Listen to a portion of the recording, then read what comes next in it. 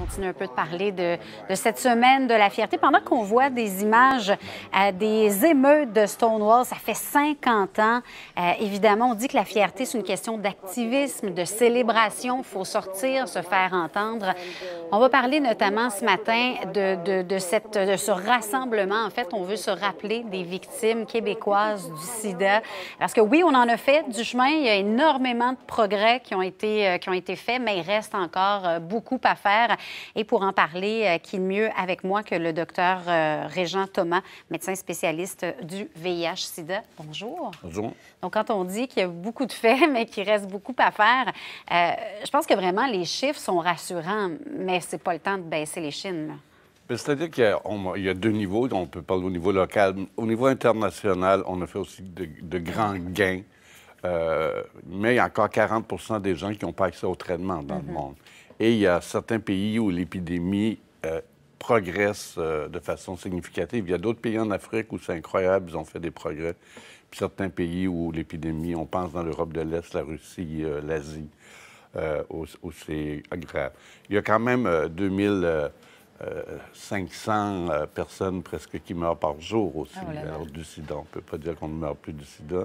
Et il y a à peu près 800 à 1000 nouvelles infections par jour, dont la majorité sont des jeunes femmes de 15 à 24 ans. OK. Donc, important de continuer à faire de la sensibilisation, d'investir des sous aussi de la part de nos gouvernements, là. Oui, puis on commence à voir les succès. Il y a des pays dont l'espérance de vie avait baissé de 40 ans, sont rendus à 50, 55 ans. C'est incroyable. C'est du travail de longue haleine. Ce sont des projets qu'il faut développer. C'est pas juste avoir accès à la trithérapie, hein. C'est avoir accès à des ressources, à des infirmières, à des tests de laboratoire, à évidemment des campagnes d'éducation et rejoindre ces clientèles-là. Donc, c'est du travail de longue haleine. Et au moment où ça va bien, c'est pas le temps d'abandonner. C'est l'inquiétude qu'on... Oui, en ce moment, de la part du gouvernement canadien? L'inquiétude qu'ont certains organismes communautaires, des rumeurs qu'ils auraient entendues que le Canada ne ferait pas son... Tel que promis à tous les 3 ans, il y a une augmentation du budget. Et que là, cette année... non, bon, alors, c'est une inquiétude. On est en campagne électorale. C'est le temps de mettre de la pression. On va en profiter, c'est ça. On va mettre de la pression, dire que c'est un travail extrêmement important. Au Québec, c'est autre chose. Évidemment, on peut dire que le sida ne tue plus tellement au Québec dans les pays riches. On a des traitements incroyables. Moi, j'ai vécu les années 90 où mes patients mouraient... sans pouvoir faire rien. Sans pouvoir rien faire. On faisait plus des soins palliatifs et de l'accompagnement qu'autre chose. Aujourd'hui, on a des traitements à 1 comprimé par jour, plutôt bien tolérés. Est-ce que vous avez l'impression que c'est un peu banalisé, le sida? C'est le défi. Donc, on a des traitements qui sont bons, qui sont efficaces, donc on n'en parle plus. Donc, le danger. Par contre, il est arrivé 2 choses. Pour la première fois, on a une baisse de 35 des cas chez les hommes homosexuels à Montréal. Ça, c'est du jamais vu, là, une baisse aussi significative. Le taux était toujours stable depuis les dernières années. Et là, on a cette baisse-là. Qu'on explique? 2 raisons. Le traitement préventif, le fameux PrEP, là, que des gens à risque élevé, c'est un médicament que des gens à risque élevé peuvent prendre soit tous les jours, soit sur demande. En prévention? Ah oui, OK. 95 d'efficacité. On a près de 3000 patients à l'actuel qui prennent ce traitement-là. OK, chez les clientèles à risque. Chez les clientèles à risque, oui. Donc, principalement les hommes gays. Plus difficile de rejoindre les... C'est comme si on avait un vaccin, mais c'est pas un vaccin. Il faut des soins, c'est un petit peu plus compliqué. Puis là, les gens disent, bien là, oui, mais les ITS sont en explosion. OK, alors on a contrôlé le VIH. C'est bon. Il faut continuer. C'est la première année. Est-ce que ça va être de même après? Et là, moi, j'appelle ça des défis. Mais l'épidémie des ITS a commencé avant la PrEP. Elle a commencé, comme vous dites, quand les gens ont arrêté d'avoir peur, quand on n'en a plus parlé. Il n'y a plus tellement de campagnes de prévention. On n'en parle plus à la Journée mondiale du sida.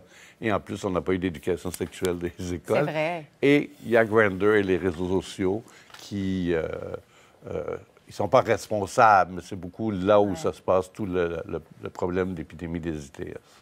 Parlez-nous du rassemblement qui a lieu aujourd'hui. En gros, qu'est-ce que c'est? Comment ça va se passer? Bien, je ne sais pas trop.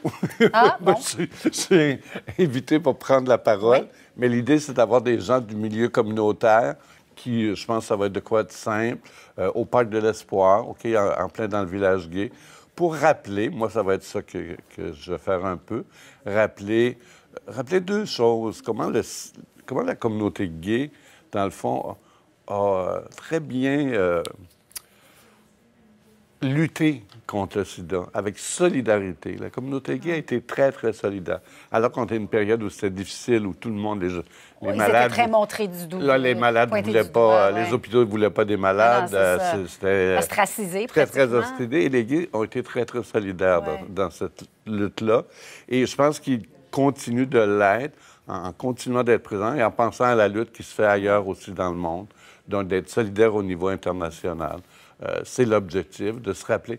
Et de se rappeler que s'il y a des traitements qui existent aujourd'hui, c'est parce qu'il y a des hommes gays qui ont participé à toutes ces recherches et ont donné leur sang, tout en sachant qu'ils n'en profiteraient pas. Moi, j'ai beaucoup vécu ça avec mes patients. C'est ça. C'était de laisser à la prochaine génération de l'espoir, finalement. Exact. Donc, un rassemblement, cérémonie commémorative, justement, au Parc de l'Espoir, 9h30 ce matin. On va vous souhaiter que la météo, qu'il y ait une petite accalmie météo pour que vous puissiez vous rassembler. C'est mon impair. Vous avez votre... Bon, on est prêt à tout. Merci beaucoup d'avoir été avec nous ce matin.